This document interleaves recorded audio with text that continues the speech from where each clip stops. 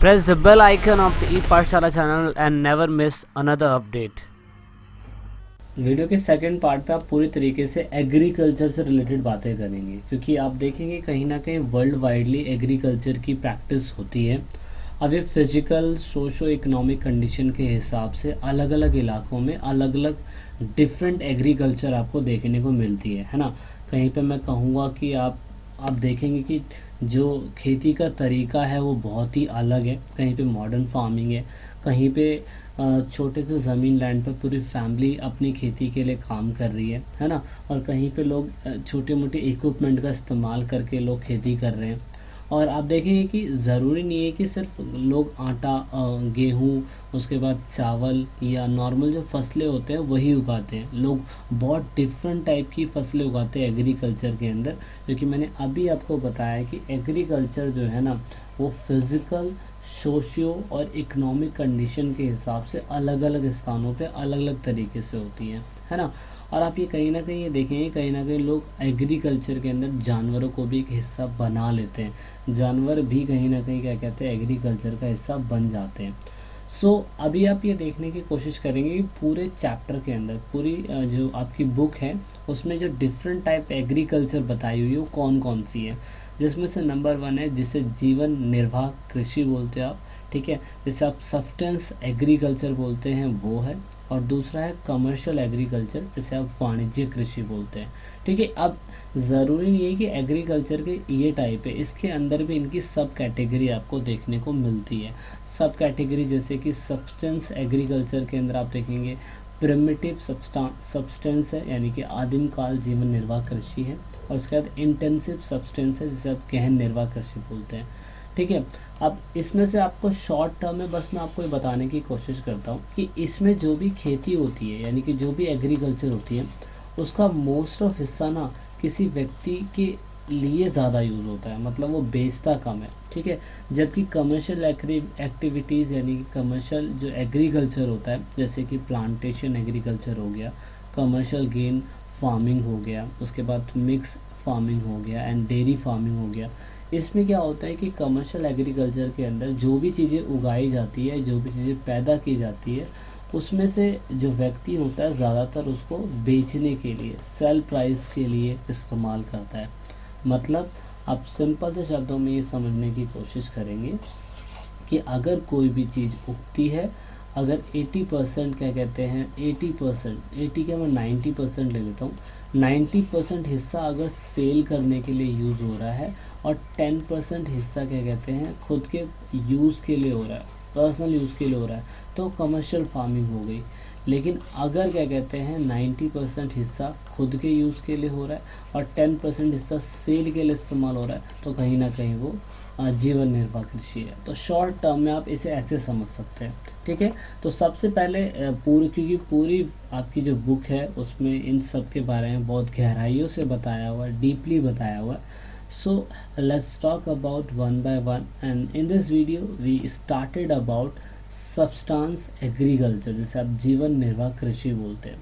अब जीवन निर्वाह कृषि, क्योंकि मैंने अभी बताया कि ये अलग अलग इलाकों में अलग अलग लेवल से इस्तेमाल होती है ना। तो कृषि के क्योंकि बहुत सारे प्रकार हो सकते हैं, तो उनमें से जो इसके जो पार्ट हमें देखने को मिलते हैं वो सबसे पहले है प्रिमिटिव सब्सटेंस एग्रीकल्चर, जैसे आप आदिम जीवन निर्वाह कृषि बोलते हैं। बहुत टाइम पीरियड से ये इस्तेमाल में लाई जा रही थी। और इसमें क्या होता है, निर्वाह में जो खेती कृषि जो होती है वो किसान और उसके परिवार के लिए ज़्यादातर की जाती है। ये मैंने आपको पहले ही बता दिया कि ज़्यादातर लोग ये अपने लिए ही करते हैं और ये बहुत टाइम पीरियड पहले से इस्तेमाल में होता आया है। इसमें क्या होता है कि ये एग्रीकल्चर का सबसे पुराना क्या कहते हैं रूप हमें देखने को मिलता है। क्यों? क्योंकि इसमें होता है क्या कि जो भी प्राकृतिक वनस्पति होती है, नेचुरल वेजिटेशन होती है, उसमें क्या होता है कि इसे क्लियर करा जाता है फायर के द्वारा, फायर एंड ऐश के द्वारा। इसमें क्या होता है कि राख होती है, राख की जो मिट्टी होती है उसे ही फर्टिलाइज बनाया जाता है। कैसे? इसमें ये लोग क्या करते हैं कि जो खाली ज़मीनें होती हैं वहाँ पे ये लोग इसको कहीं ना कहीं स्लैश एंड बर्न कल्टीवेशन भी बोला जाता है। इसमें क्या होता है कि कल्टीवेशन के लिए बहुत कम टूल्स का इस्तेमाल होता है और एक छोटे से ज़मीन पर ये लोग क्या करते हैं, खेती को जला देते हैं यहाँ पे। और जलाने के बाद ये जो यहाँ की एशिस होती है, यानी कि यहाँ की जो राख होती है, वो अपने आप में फर्टिलाइज में तब्दील हो जाती है। मतलब इनको कहीं ना कहीं आप देखेंगे कि इनको खेती करने के लिए खाद जैसी चीज़, जो फर्टिलाइज जैसी चीज़ें होती हैं, उन्हें ख़रीदने की ज़रूरत नहीं पड़ती है। तो ये लोग उन्हीं का ही जो आपकी फसलें होते हैं कुछ समय के लिए उनको जला देते हैं। जब यूज़ करने के बाद जो उनके क्या कहते हैं, खरपतवार जिन्हें आप बोलते हैं, अनवांटेड प्लांट्स होते हैं, उनको जला देते हैं। और जलाने के बाद कुछ समय के लिए उन ज़मीनों को छोड़ देते हैं, और जिससे उसकी फर्टिलाइज़र जो फर्टिलिटी है ज़मीन की, वो बढ़ जाती है। तो ये बहुत प्रिमिटिव एग्रीकल्चर है, बहुत ही रेयर तरीके से ये लोग इस्तेमाल करते हैं। आज भी कहीं ना कहीं ऐसी टाइप की एग्रीकल्चर हमें देखने को मिलती है। इंडिया के कुछ हिस्सों में भी है, लेकिन मोस्टली आप ये देखेंगे कहाँ कहाँ पे इस्तेमाल होती है। आपके मैप में आपको बहुत अच्छी तरीके से दिखाई देगा, है ना। अब ये ऐसा ये कहा जाता है कि इसका मेजर इम्पैक्ट बहुत टाइम पीरियड पे कहीं ना कहीं पड़ा था, जिससे आप क्या कहते हैं, जब कॉलोनियल पीरियड भारत के अंदर था, जब बहुत ज़्यादा इसका नेगेटिव इम्पैक्ट देखने को मिला था। बहुत से इलाकों में से शिफ्टिंग कल्टीवेशन भी कहा जाता था। क्यों कहा जाता था? क्योंकि मैंने अभी आपको बता दिया कि इसमें क्या होता है कि एक लैंड को एक अनवांटेड प्लांट्स को जला के वहाँ पे उसे फर्टिलाइज़ करा जाता है, और कुछ समय तक के लिए इन ज़मीनों को छोड़ दिया जाता है। उसके बाद ये दूसरी ज़मीन पे आ जाते हैं। दूसरी ज़मीन पे जब आ जाते हैं तो जो ए ज़मीन होती है वो बी प्लेस के ऊपर जाने के लिए टाइम मिलता है उसे, और कुछ टाइम के बाद फिर दोबारा यहाँ पे उन एशिड्स को जला दिया जाता है, इससे फर्टिलाइज़ कर जाता है, और बंदे दोबारा यहाँ माइग्रेट हो जाते हैं। तो इसीलिए इसको कहीं ना कहीं शिफ्टिंग कल्टीवेशन के नाम से भी जाना जाता है। तो आप देखेंगे कि कहीं ना कहीं इसमें फैमिलीज़ का इन्वॉल्वमेंट ज़्यादा होता है, ठीक है ना।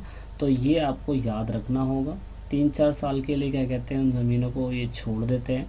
ये छोटे छोटे हिस्से खेती के लिए इस्तेमाल में लाए जाते हैं, और कहीं ना कहीं आप देखेंगे कि इसको, इस टाइप की जो खेती को है ना, बहुत अलग अलग नामों से जाना जाता है। जैसे साउथ ईस्ट एशिया के अंदर इसको लदागिंग बोलते हैं, सेंट्रल अमेरिका के अंदर इसे मिल्पा बोलते हैं, अफ्रीका के अंदर से तावी बोलते हैं, श्रीलंका के अंदर से चेना बोलते हैं, पेदू भी करके इसका नाम है ना। तो अलग अलग इलाकों में इसकी जो क्या कहते हैं, शिफ्टिंग कल्टीवेशन से आप झूम खेती बोलते हैं, उससे अलग अलग नामों से भी जाना जाता है।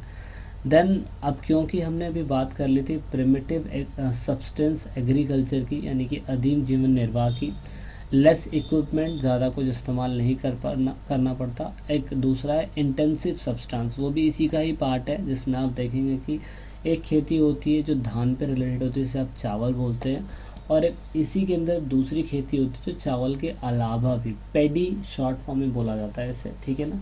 आपको ये याद रखना होगा, पैडी मीन्स धान, धान मतलब चावल, शॉर्ट टर्म में इसे बोला जाता है, जिसे आप बहुत आसानी से याद कर सकते हैं। तो आप ये देखेंगे कि ये भी कहीं ना कहीं मॉनसून पे ही डिपेंड करता है।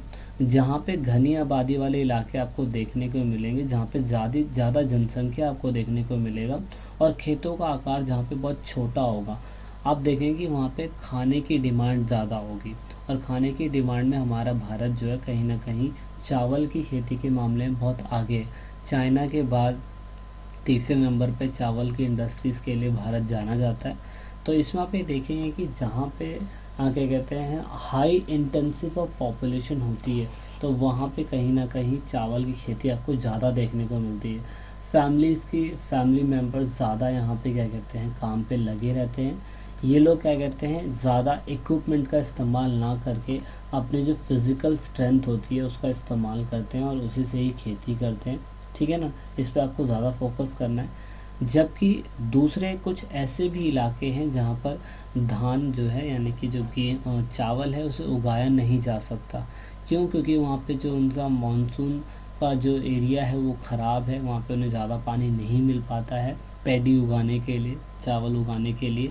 इसीलिए लोग दूसरी चीज़ें उगाते हैं, जैसे सोयाबीन, बारले, है ना, शलगम, और ऐसी चीज़ें जैसे आप जौ, सरसों, गेहूँ, सोयाबीन, ये सारी चीज़ें बोलते हैं। तो ये सारी चीज़ें आपको देखने को मिलेगी इन इलाकों के अंदर, जहाँ पे आज भी क्या कहते हैं, एग्रीकल्चर में चावल के अलावा दूसरी खेती भी की जाती है।